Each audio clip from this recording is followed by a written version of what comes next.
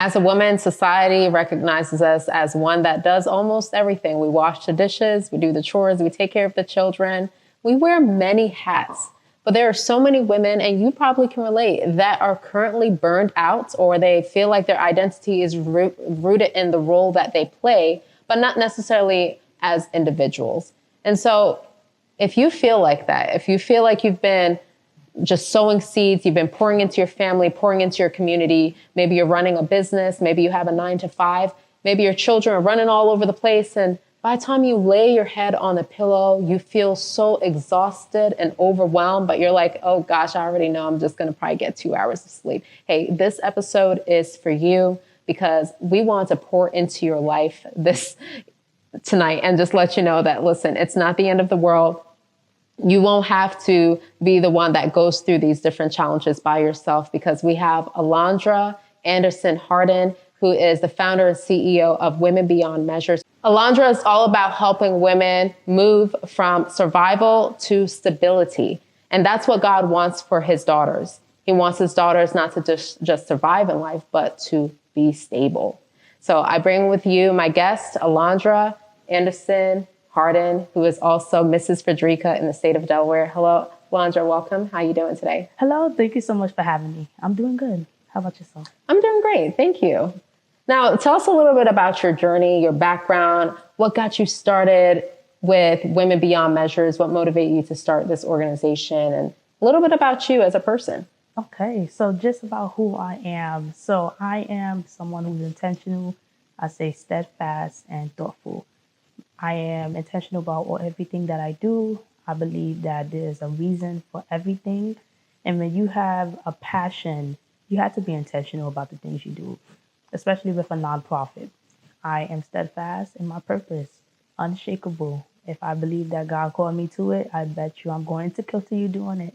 And then thoughtful. I also feel like I'm someone who is able to think of others first and allow myself to see their shoes. So I'm a mother of 2, a 4-year-old and a 2-year-old. Aww. I am a wife and, as you said, an entrepreneur. So I'm originally from the Bronx, New York, and I moved to Delaware with my husband and my 4-year-old, who's now 4-year-old. And when we moved, it was just a big change. Yeah. When I was pregnant with my 4-year-old, I experienced extreme depression during the whole pregnancy. Oh my goodness. Which led into my postpartum depression. Mm-hmm. And it was to the point where I felt that I had to push my 3-week-old away simply because I had a C-section and I did not hold her first. Mm. I had this belief that she didn't love me. And that belief stemmed from previous stuff. And that's why I always thank God for that as well. Because sometimes he puts us in situations and it reveals other things that have been hidden or deep within you. So me having that thought of my daughter don't love me, 3 weeks old, your 3-week-old daughter don't even really know who you are yet. Mm-hmm. But just having that idea, it stemmed from me being in the Bronx. I grew up in the projects under government assistance, and my family was my first love. They were everything. I honestly could not have gotten through it without my family. But in regards to everybody else, it was a lack of love. I was bullied from 5 years old all the way up to high school. So when you say everybody else? Peers that was in school, peers, just people that was around me. They always made me feel unworthy. Like I always had to prove myself that I was not good enough to love. At that age, I want to say this, because right now, afros is in, braids is in. Mm. It was not in when I was in middle school. Oh my. I was bullied for having braids. Mm-hmm. I was bullied because my skin was a little bit darker than everyone else. Mm-hmm. And I remember when someone once told me the only day they called me pretty was when my hair was straight. Wow. And those type of things, even though I grew to love myself, it still showed up in different ways. And like I said, it showed me how I still had a lot to go, especially once I had my daughter, because now I have a little black girl who's going to look up to mommy, and I want her to love herself in every way. I want her to feel that within her no matter what's happening. And during that postpartum depression, that's what helped me get to Women Beyond Measures. Understanding that I am a woman as a whole. Yes. And it's okay to need support. I want to also say I am the oldest of 6. So being the oldest, you already have that responsibility and you're the strong one. So it was hard for me to accept that I needed help. Yeah. And when you become a mom, they kind of just pushed it at me. They taught me how to be a parent. They taught me how to wash the baby, change the diaper, but no one taught me how to address all the different changes and transitions that was happening to me as a woman and as a whole. So that's why Women Beyond Measures is born. I don't want to just focus on one area of a woman's life. Yes, we do have motherhood, but we also focus on mental, physical, spiritual, financial, because I believe that everything is interconnected. So if I'm going to focus on one area of a woman's life, how can I not expect that another area is not affected and support them so they don't end up feeling in survival mode and stuck? You know, that's amazing. I love that you do that because it's not something that's often spoken about in the church. You know, you go to church every week and you hear the sermons, and the sermons are beautiful. But there are so many women that are behind closed doors struggling, and not even struggling. Maybe some of them are not struggling financially, but they're struggling mentally or they're struggling emotionally. And, you know, as you mentioned, with being the first of 6, oh my goodness, you were already thrown out into the world to be a leader and figure it out and get things done. And so having those vulnerable moments, it's not heard of, you know, because you always have to maintain that strength and that demeanor because you're carrying the burdens of others. And, you know, honestly, as you mature spiritually in God, you know, God teaches you how to navigate through those challenges and build up those boundaries and standards. I'm also the oldest of 3, you know, so I was thrown out in the world. I wouldn't even say I had much of a childhood. I tried to make a childhood for myself, but I basically was taught to be a leader. I was already like mature for my age. You know, at the age of 10, I already knew how to do so many things. So yeah, a lot of women are going through these types of challenges by themselves and they don't know who to turn to. And so I'm glad that Women Beyond Measures is going out into the community and breaking those barriers and helping women to basically creating a space for women to be vulnerable. And the question I want to ask you, like you said, it's important that women are asking for help. But what about those women who have experienced rejection? They have reached out and they've asked for help, but they were unseen, they were unheard, they were laughed at, they were mocked, they were looked down upon. Maybe they have family members who belittle them, or maybe they have peers, as you mentioned when you were younger, who just don't get them, you know? Like, how do they navigate through that? How do they find help? How do they have enough courage? And it's not even about humility, because some of them have tried, but they're just not getting anywhere. How can they, you know, find a way to get help and overcome that? So I do want to say the first thing is not giving up. I want to say personally for me not giving up always led back to God. It always led back to my faith. I had to learn that when you put God first, you're not focusing so much on human approval, that human type of love. Of course, we need it. You know, just being we're in the flesh, we're in the community. So we do have that desire for that human love, but that's not the love that we should be chasing. So when I noticed I started putting my faith and my love into God, even when someone rejected me, even when someone looked down on me, because they do, especially with me being a young nonprofit owner, they automatically assume that I can't do anything. Yes. And that happens a lot. Even just me being, I remember I was a counselor and there was an older woman, maybe around my grandma's age. And she was like, hey, I didn't think you can counsel me because you're so young. But and then we did our first session. I let her talk. I didn't mind because she started crying. We was in that session for over the time, like an hour and 30 minutes. And when she was crying, she was like, I'm so glad I gave you a chance. And I'm like, I'm glad you gave me a chance too. But like I said, it just goes to say that people are going to doubt you. Yes. People are. People may reject you, make you feel less than, but you have to truly ignore it. And sometimes it's hard to ignore it because, like I said, we're here, we're feeling it. We're not seeing the progress. We're not seeing the things that we know God is doing within our lives. So it just goes back to how can we practice having that trust in Him? And then also just being mindful of who you're saying things to. Seriously. Because we know there's some people that you should not be saying everything to. I agree. Absolutely. So we have to be mindful of that. Even therapists, like I said, some therapists, I had an experience where they were projecting their own situation, and it almost made me think something was wrong with me or something was wrong with my marriage. Oh my gosh. And I'm like, nothing's wrong with us. I had to discern when it's someone else's projection and their feelings and what they've been through according to my reality.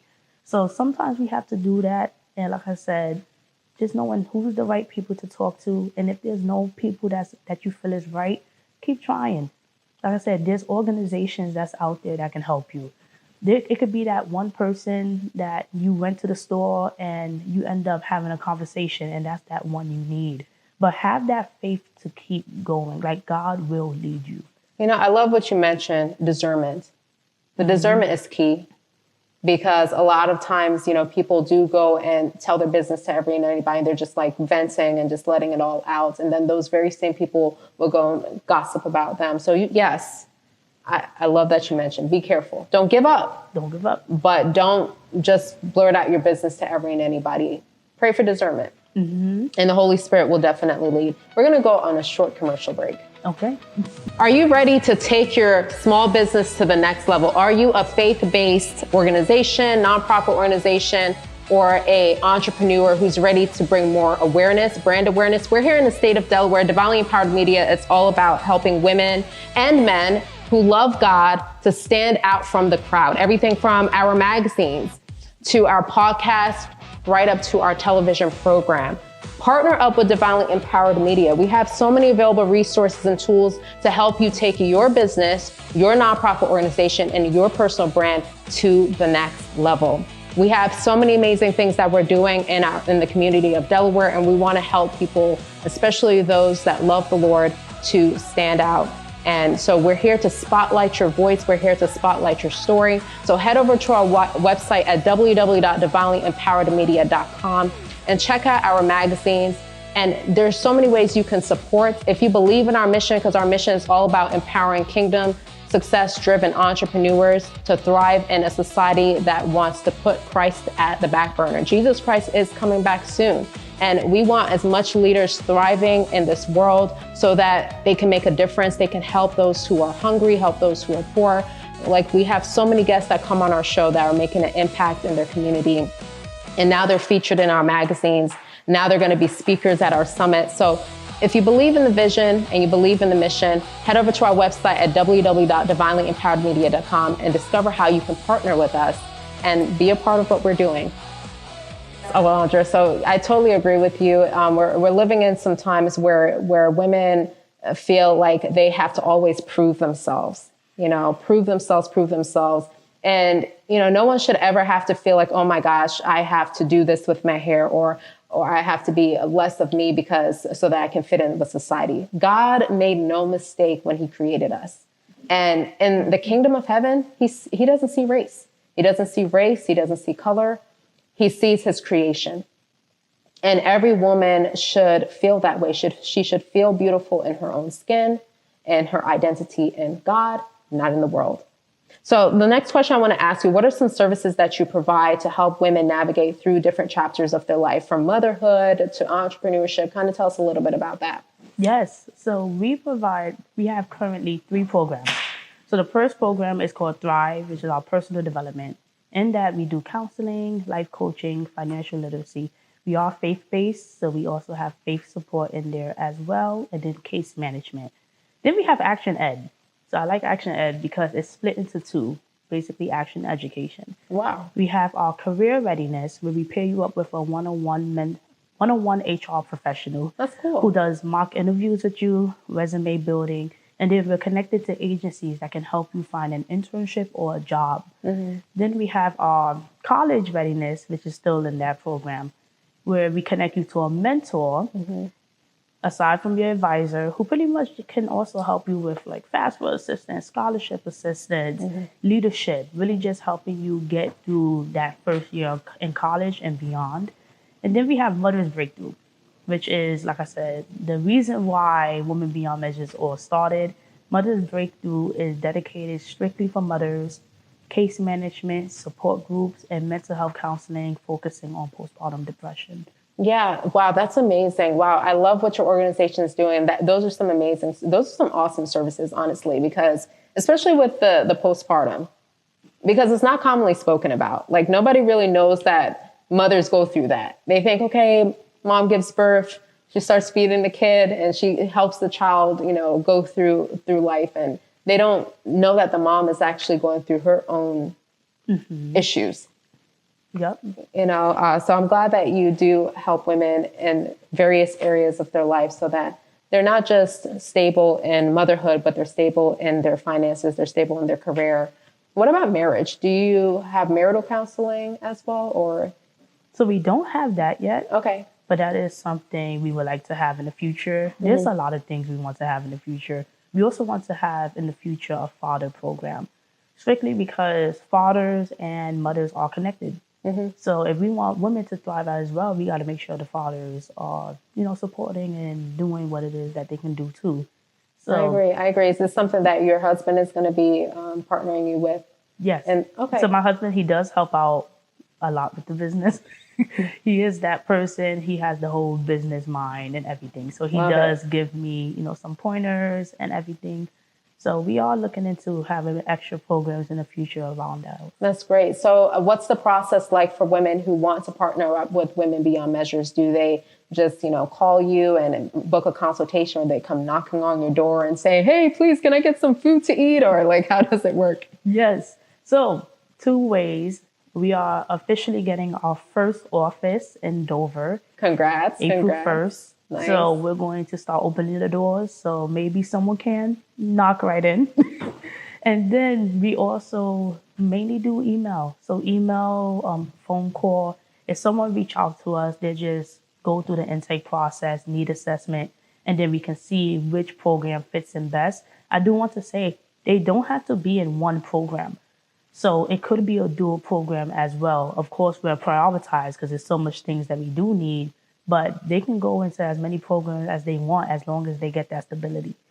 Okay, that's great. Is there a fee that they should pay, or or they can just come and it's complimentary? Yes. So our services are free. They're virtual. Like I said, now that we have the office, people can come in person. But I believe that we should never turn someone away because they can't afford help. Yeah. Do you have any upcoming events for Women Beyond Measures that women in the community of Delaware can participate in? Yes. So we do. So just to point out, we are doing our She Thrives 365, which is a year-long event. So each month we're doing special workshops dedicated to women empowerment, health and wellness, and really just helping us get to that next level. So for example, February we had heart and kidney health, simply because one of the board members and my mom is a kidney recipient. Okay. So that was something that I noticed a lot of women in our community don't pay attention to. You know, kidney and heart, especially stress. Please, I want to point on stress. Stress is one of the biggest contributions to our health. And stress is something that women tend to push aside because we're taking so much care of everything else around us that we tend to not care for that. So that was one of the workshops we did. April, we are doing a trauma and health workshop, trauma recovery workshop. That's going to be virtual. And then in May, we're having our 2nd annual Mother's Day brunch, which is an amazing event. Last year it sold out, and it's just a way for women to come together, celebrate. We have 3 guest speakers this time doing empowerment, motherhood, raffles, giveaways, games, and like I said, an amazing brunch. that was Alondra, founder and CEO of Women Beyond Measure. She's breaking barriers and she is making a difference in the community of Delaware. So if you are a woman that maybe you're good with your finances, but you're not good emotionally, or maybe you're good emotionally, but you're not good with your finances, Women Beyond Measures is the organization you want to partner up because they have so many resources and services available to help you to not just survive, but to have stability. And that's what God wants for you. Here at Divinely Empowered Media, we're all about spotlighting kingdom entrepreneurs and helping women and men to thrive in their business as Christians. Praise God.